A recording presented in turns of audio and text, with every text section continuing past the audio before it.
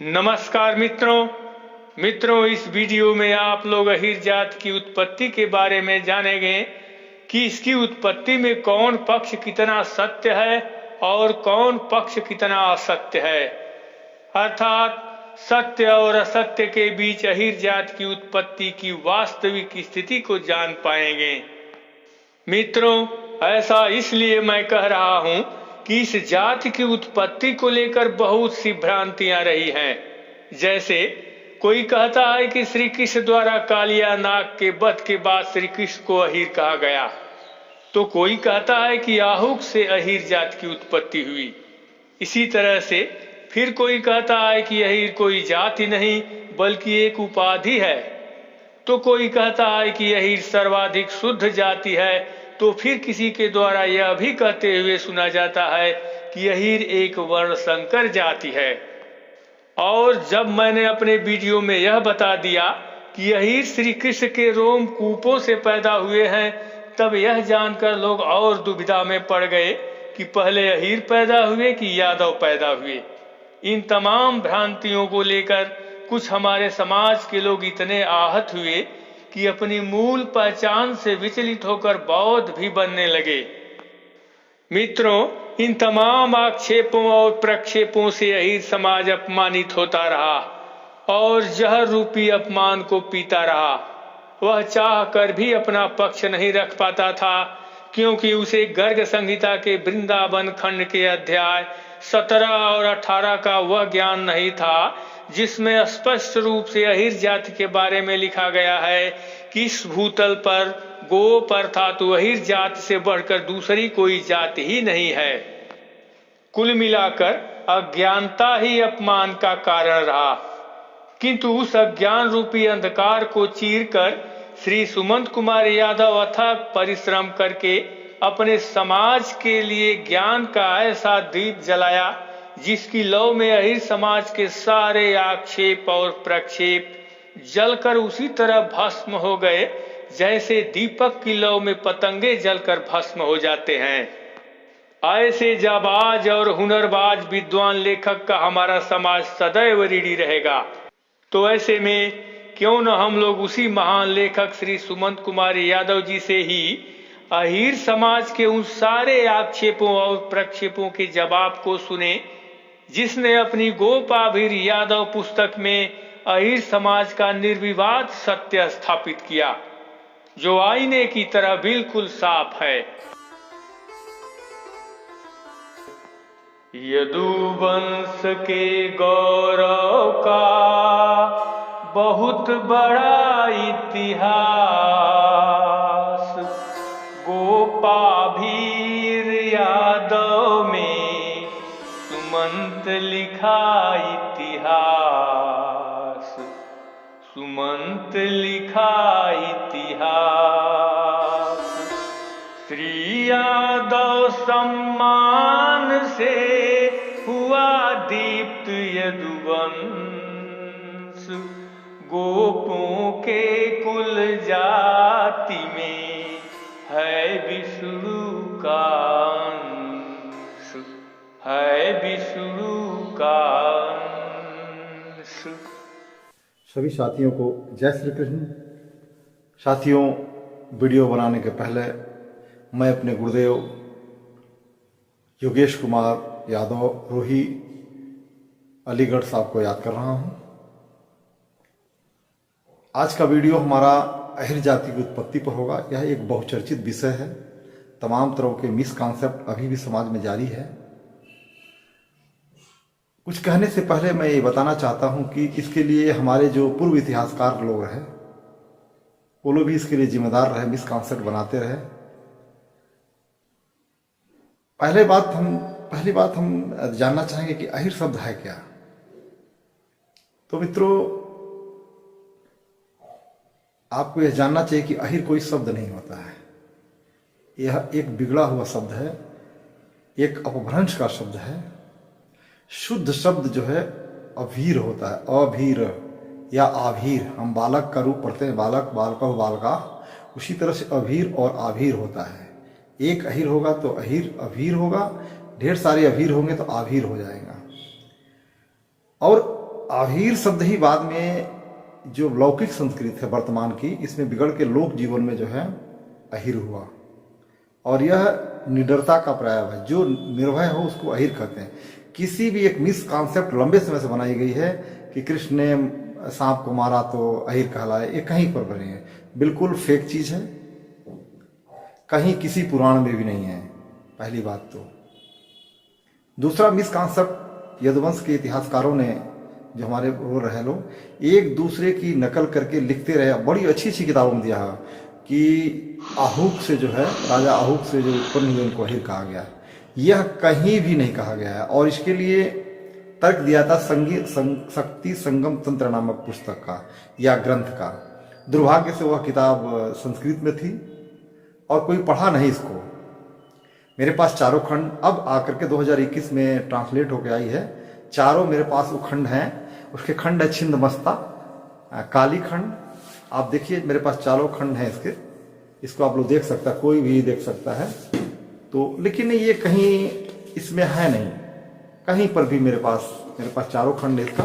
काली खंड भी अभी जस्ट इसका 2019 में 20 में 21 में जो है ये आया हुआ है, इसका आप देख सकते हैं, अपने को दिखाई दे रहा होगा, ये काली खंड है। ये चारों खंड में कहीं भी आहूक से हमारी उत्पत्ति नहीं है, बल्कि इसमें अहीरों का ये दिया हुआ कि अहीर जाति जो है नर्मदा और तापी के बीच में रहती थी।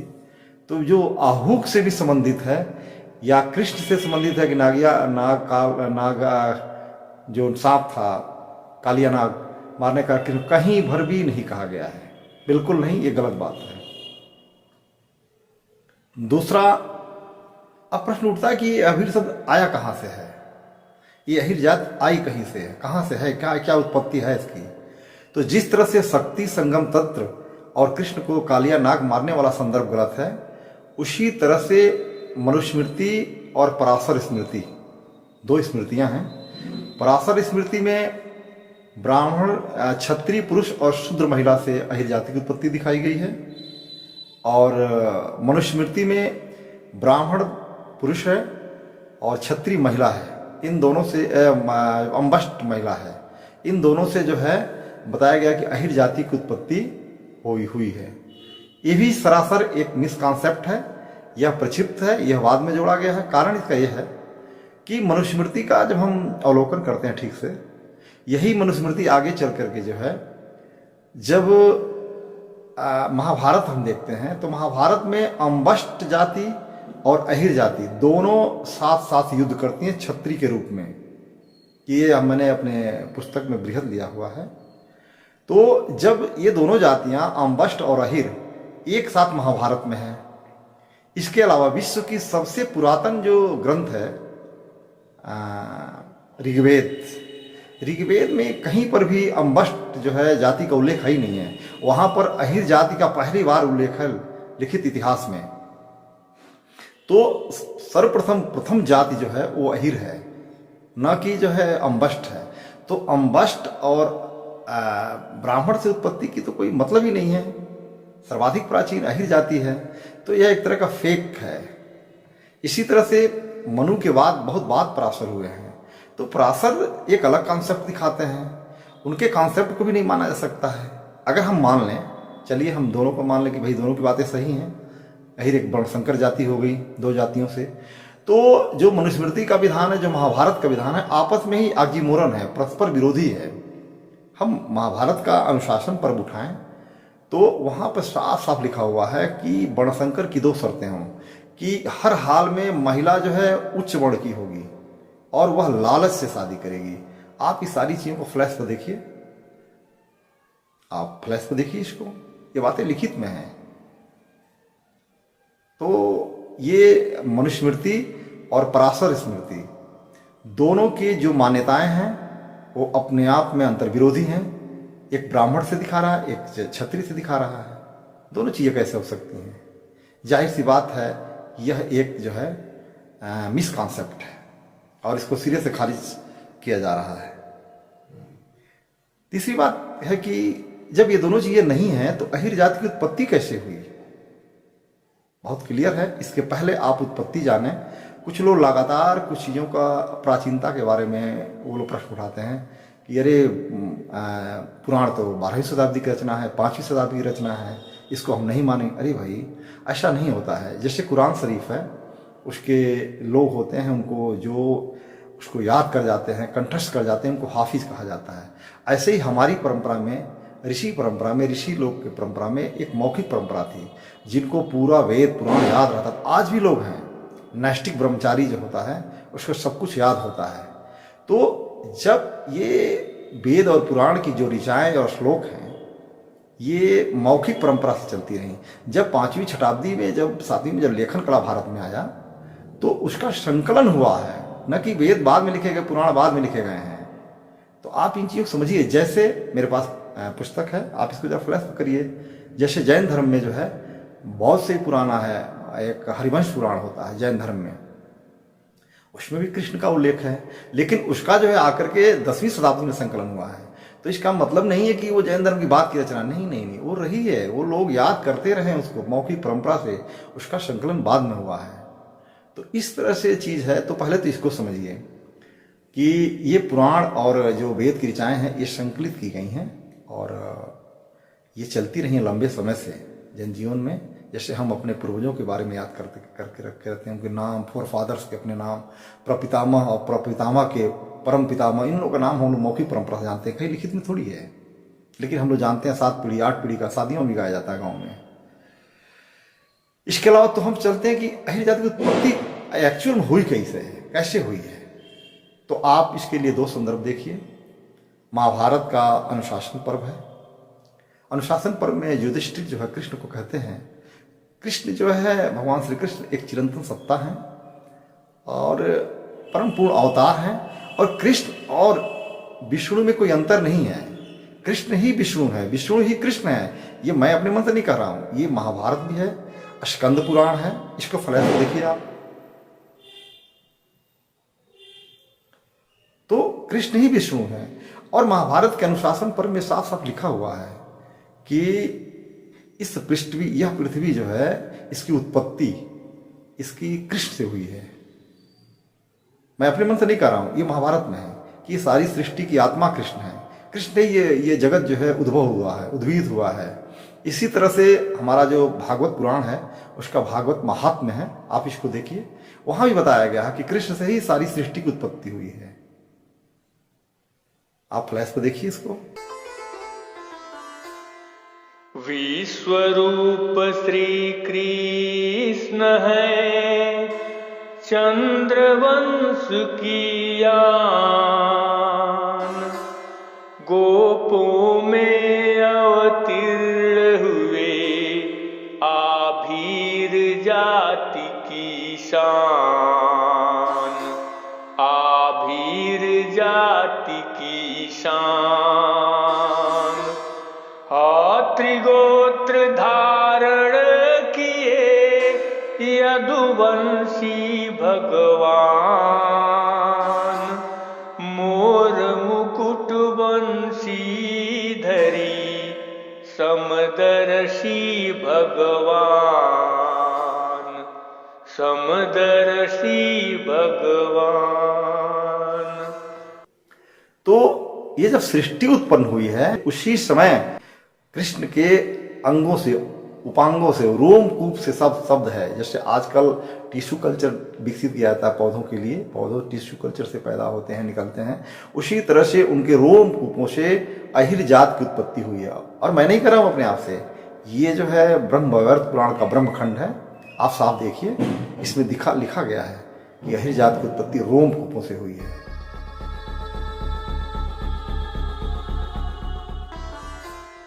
राधा विष्णु रोम से प्रकट भये सब गोप, हुई पूर्ण इच्छा प्रबल, लिए प्रभु आरोप, लिए प्रभु आरोप।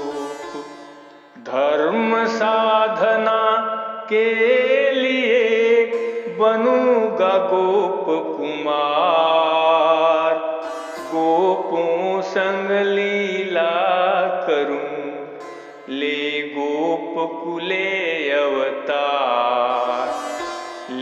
गोपकुले अवतार। और कृष्ण ने ब्रह्म पुराण में, ब्रह्मवैवर्त पुराण में खुला कहा है कि अहिर का वर्ण वैष्णव वर्ण है, ये 4 वर्णों से इतर है। और इसका प्रमाण भी है। आप जब देखिए कि कृष्ण के समय से ही, जब सृष्टि है तब से अहिर जात की उत्पत्ति है, तब से उसका अस्तित्व है। आप सतयुग की बात करें, त्रेता की बात करें, द्वापर की बात करें, हर युग में, सतयुग में आप स्कंद पुराण का रेवा खंड है, रेवा खंड में साफ साफ आप देखिए इसको फ्लैश पर, रेवा खंड में सत्यनारायण की पूजा में अहिर जात उत्पन्न नहीं है, उपस्थित है। इसके बाद ब्रह्मा जी शादी करते हैं गोप कन्या, अहिर कन्या, गोपाली कन्या वेद माता से, तो उस समय भी जो है सृष्टि के प्रारंभ में अहिर जाति रही है। गायत्री आभीर का दिया हाथ पकड़ाए, विष्णुदान ब्रह्मा लिए पत्नी रूप अपनाए, पत्नी रूप अपनाए। श्री हरि कहने लगे धीरज धरना वीर, जन्मूंगा कुल गोप में बनकर गोप अहीर, बनकर गोप अहीर।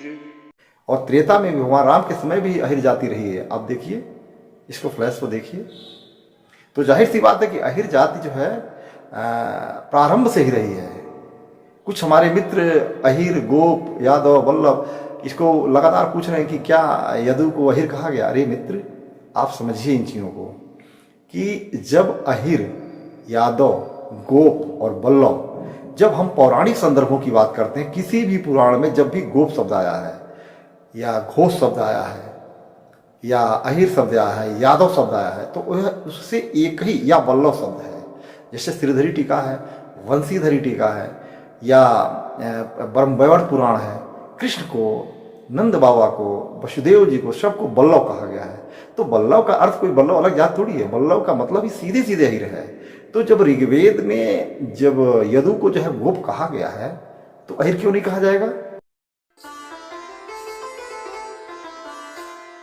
गोप कन्या गायत्री आदिमा कहलाय, विंध्यवासिनी नंद जा कुल देवी कहलाय, कुल देवी कहलाय।